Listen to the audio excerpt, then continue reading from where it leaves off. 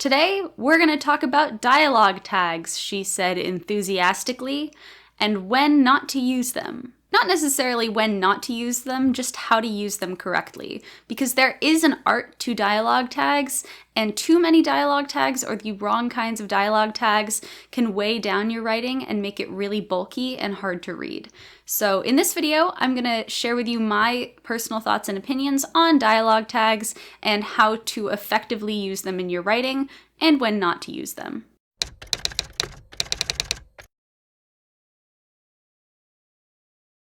Before we get started, hello and welcome to my channel. My name is Claire Fraise and I am the award-winning author of the They Stay series, including books They Stay, They Whisper, They Return, They Hunt, and the final book which has not been written yet. They are paranormal ghost thrillers with Stranger Things vibes, and I make videos on this channel sharing actionable writing tips that personally helped me grow and improve as a writer. I published my debut novel while still in high school, so I also make videos sharing resources for other teen authors, including interviews with teen authors and breakdowns of my personal publishing process when I was 16. So please subscribe if any of that sounds interesting to you, and like this video if it's helpful. Without further ado, let's jump into the content. So what is a dialogue tag? A dialogue tag is a word like said or replied or asked that indicates who says a piece of dialogue in a story. For example, in the sentence, "I want to eat a sandwich today," says Tom. Says Tom is the dialogue tag. The sole purpose of dialogue tags is to provide clarity on who is speaking so readers don't get confused and they can track the conversation throughout the scene. Unfortunately, there are a lot of little sneaky ways that dialogue tags can be used to do things they're not supposed to do, like telling the readers emotions instead of showing them emotions, or over-explaining what your character is thinking. Sometimes, overly complicated dialogue tags can hold up very weak dialogue in stories and make it sound better than it actually is. As writers, we want to write very strong dialogue so that our dialogue tags don't have to do any of the hard work and can fade into the background. We want our dialogue to be the thing that stands on its own, and the dialogue tags are there every once in a while just to make sure readers know who is saying the dialogue. I believe dialogue tags should be as invisible as possible because there are always more interesting ways to convey the information you want to convey through an overly complicated dialogue tag than using an overly complicated dialogue tag. The most simple dialogue tag is said. It's like he said, she said, they said, it said. So anything tacked onto that is a slightly more complicated dialogue tag. Adding adverbs can overcomplicate a dialogue tag, saying he said loudly, or he said fiercely, or my personal favorite, he whispered quietly. Really fancy dialogue tags can also overcomplicate dialogue tags, like he guffawed, he shrieked, he bellowed. Those kind of dialogue tags do not fade into the background. Those are dialogue tags that readers will notice when they're reading. They call attention to themselves as dialogue tags. Another common way that dialogue tags are made very complicated is by over-explaining the dialogue tags. Like in this sentence, "Really?" she asked, comma, wondering how he could possibly think this was true. It is objectively stronger as a sentence to write, "She wondered why he could possibly think this was true, period. Really?" Or, "How could he possibly think this was true?" Question mark, with a stronger piece of dialogue after that. If you want your dialogue tags to fade into the background, your best bet is to try to avoid all of that and stick to dialogue tags like said or asked. Those are the two golden ones that really do disappear in writing. I've heard it said before that people think that said or asked are unnecessarily boring dialogue tags and that there are more interesting ones like guffawed or exclaimed. But I like to think of every single dialogue tag that I use that isn't said as something I'm trying to call attention to or for the reader to notice. I want my stories to be as immersive as possible. When I'm writing, I'm really trying to write it like I'm trying to take this movie in my head and put it on paper. And so I want all of the dialogue tags to fade into the background and not call attention to themselves. The dialogue should be the most important thing in your scene. You shouldn't need fancy dialogue tags to hold up your dialogue. Your dialogue should be able to carry the scene by itself. You should be able to highlight all the dialogue in your scene and understand what the conversation is and how it functions without having any of the dialogue tags in. But you don't always need dialogue tags in your story to indicate who's speaking. You can also use action beats. An action beat is a sentence that conveys some type of action that a character is doing on the same line as a line of dialogue that connects that dialogue to that character. For example, Jane picked up the phone. Hello? Jane picked up the phone is an action beat. That's not a dialogue tag. It's not Jane said, comma, picking up the phone. Jane picked up the phone is a separate standalone sentence, but because the word hello comes right after it, it connects the word hello to the action beat. Action beats can be really powerful in your writing. Instead of writing he yelled as a dialogue tag, you could show that character slamming a door before speaking or clenching their fists before speaking. Action beats allow you to show, not tell, very effectively. They're also very effective in setting mood, in going deeper into characters, and generally immersing readers deeper into the scene. Now, that is not to say that you should only use action beats. A good, healthy scene has a good mix of dialogue tags, simple dialogue tags, and action beats in order to allow the readers to follow the scene and not end up in a who's who type script reading play, like reading a movie script with no character names to attribute the dialogue to. You don't always want to use dialogue tags, and you don't always want to use action beats. If you say said too many times, it gets annoying. Like, I don't want to go to lunch today, Sarah said. You have to come to lunch today, Mark said, or I'll be lonely. No, I don't, Sarah said. I just want to stay home and watch TV. You watch TV all the time, Mark said. And if you think that's annoying, too many complicated dialogue tags is even worse. I don't want to go to lunch today, Sarah yelled. But you have to, Mark bellowed, his voice echoing through the dusty corridor. Or else I'll be lonely. But I go to eat lunch with you every day, Sarah screamed. It gets a little excessive. Too many action beats can also be really distracting. If there's an action beat on every line of dialogue, it just gets to be too much. Sarah slammed her foot on the ground. I'm not going. Mark grabbed his car keys and pointed them at her. You are too going. I demand it. Sarah crossed her arms over her chest. I am not. Mark threw his hands up in the air. You are too. So you have to mix it up a little. You have to use both. There has to be a rhythm to your scene, and figuring out the right balance between dialogue tags and action beats can be a little bit of a dance. It's something that you as the author have to feel out, and the only way that you can get this sort of rhythm ingrained in your head is honestly by reading a lot. Reading a lot starts to get this back and forth internalized, and it'll eventually come naturally to you. It's not something that you can be really scientific about. You just have to feel it out and read your work out loud and see if it flows naturally. So what are my best tips for effective dialogue writing? The first one is to highlight all of your dialogue and read it like a scene. Make sure that every single line of dialogue can hold the scene on its own, and that even by just reading the conversation, your characters can follow what the characters are feeling and how they're interacting with each other throughout the scene. If your dialogue is really strong, then you don't need to have over-explanatory dialogue tags. My second tip is to read your dialogue out loud. Dialogue is not supposed to be exactly like human speech. If it were exactly like speech, it would not be fun to read. There would be a lot of pauses and weird ramblings and weird sounds, saying all the time. Your dialogue is supposed to resemble human speech enough for the readers to believe that a character would say it, but not so much that it drags your story down. So you have to be a little careful with it. One of the best ways to make sure that it does resemble human speech is to read it out loud and make sure it doesn't sound too corny or too clunky to read. My third tip would be to keep character voice consistent. Character voice goes a long way in differentiating who is talking without using dialogue tags. If you have one character that is really nerdy and likes to use long words and stutters when they're nervous and says everything in a very kind of overly complicated, anxious way. They're going to sound a lot different from a surfer bro who's really chill about everything. And their conversation is going to be pretty easy to follow because you're not going to think that the really uptight nerd is talking in the chill surfer dude way. With really strong character voices, your dialogue tags can fade into the background and you can use fewer of them because your reader is going to kind of be able to follow it on their own. And my last tip is to trust your readers. Your readers are smart and they will be able to follow your scene if you've done all of the right things without over-explaining everything to them. You don't need to over-tag everything, you don't need to over-explain everything. If you're on the fence about whether dialogue tags in a particular scene are necessary or how many are too necessary, err on the side of your readers are smart and they'll be able to figure it out.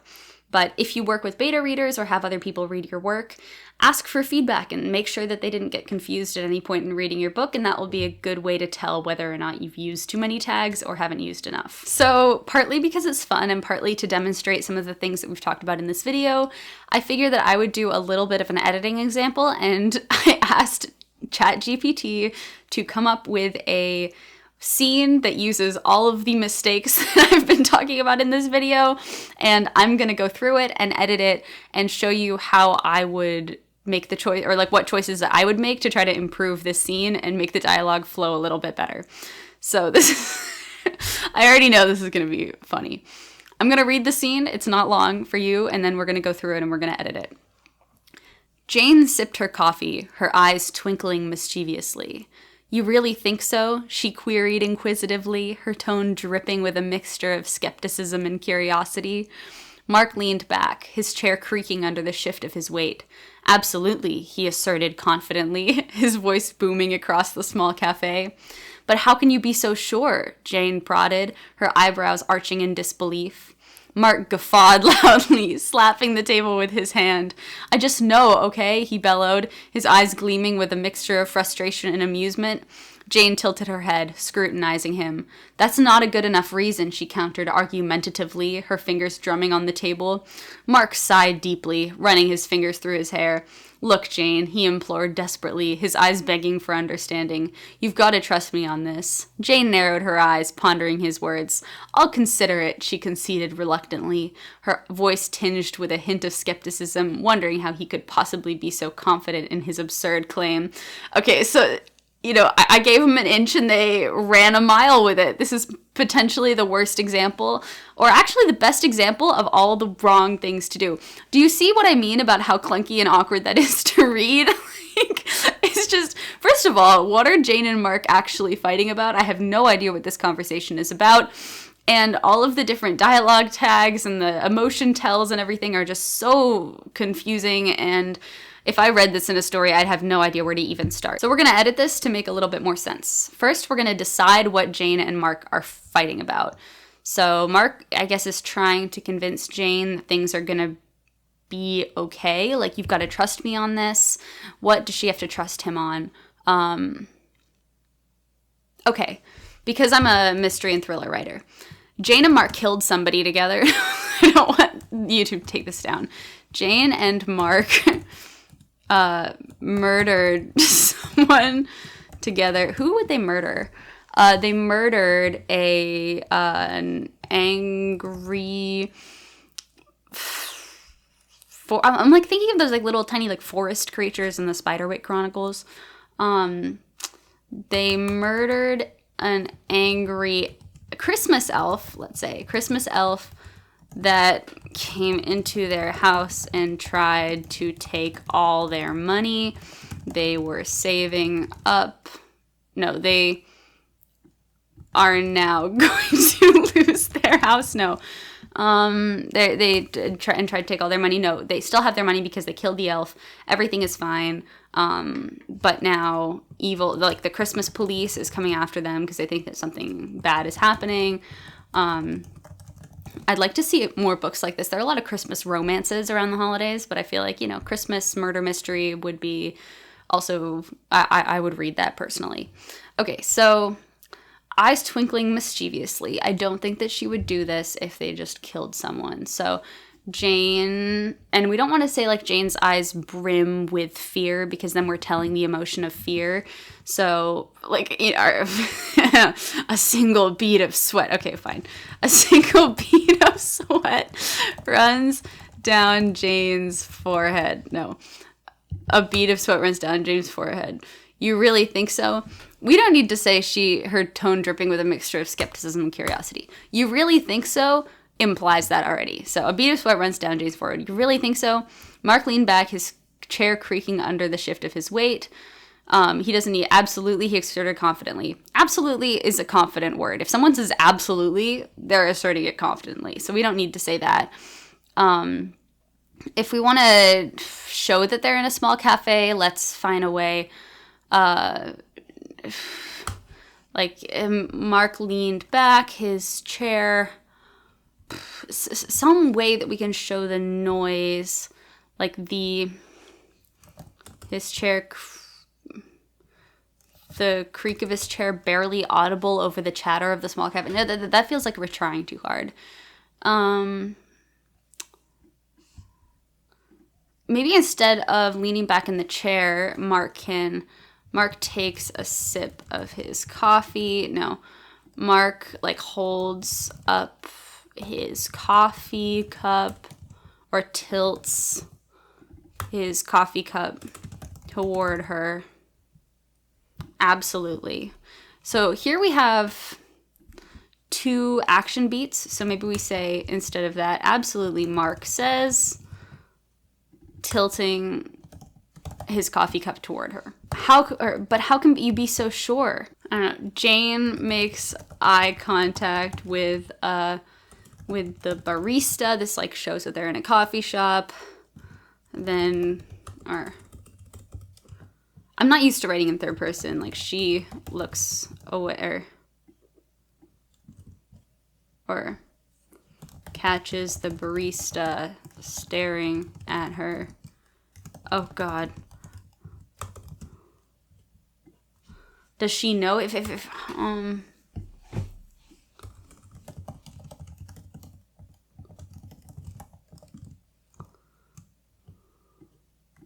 leans across the table or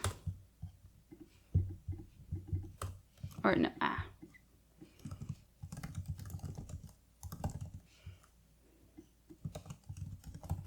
in order not to be overheard, so that she's not overheard, careful, or the last thing she needs or wants right now is to be overheard. So she leans across the small table closer to Mark. I know it's not a great sentence. I'm not used to writing this point of view, but it is what it is. At least it's more active. We killed the elf. No. We murdered that elf.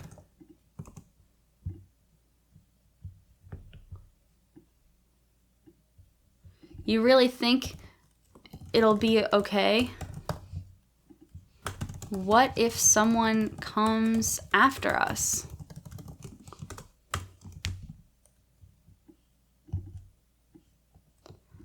Presses a finger to his lips.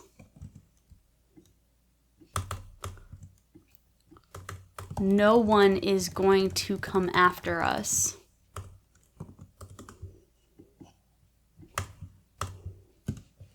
I swear.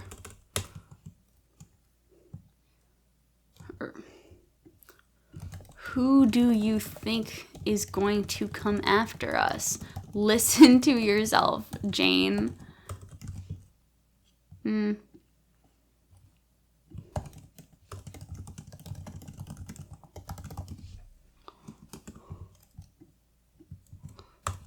No one's gonna come after this. How do you know that?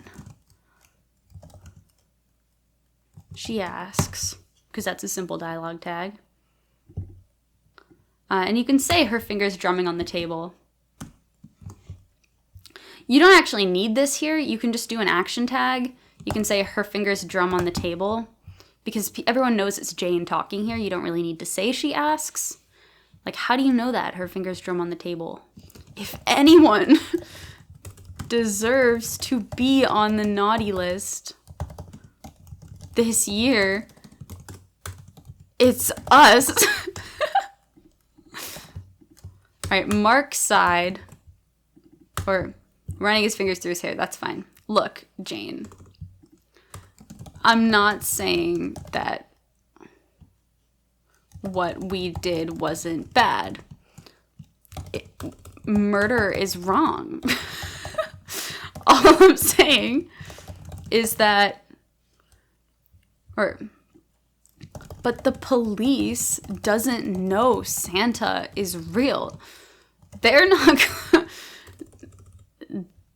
it's not like they're going to come after us.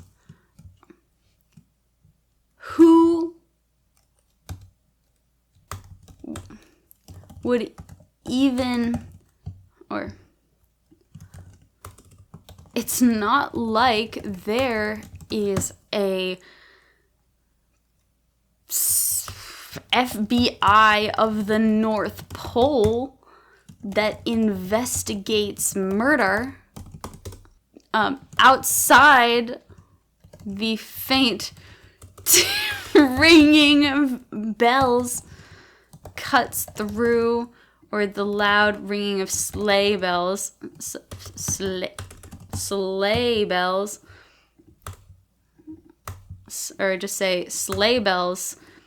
Outside, sleigh bells cut through the chatter in the cafe. Nobody looks up.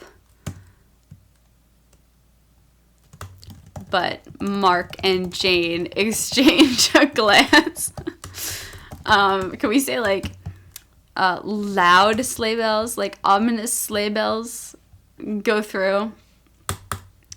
Okay, so that's kind of how I would edit it. I know I like deleted most of that scene, but we needed to have a reason for these two to be fighting, and that is the reason that I decided.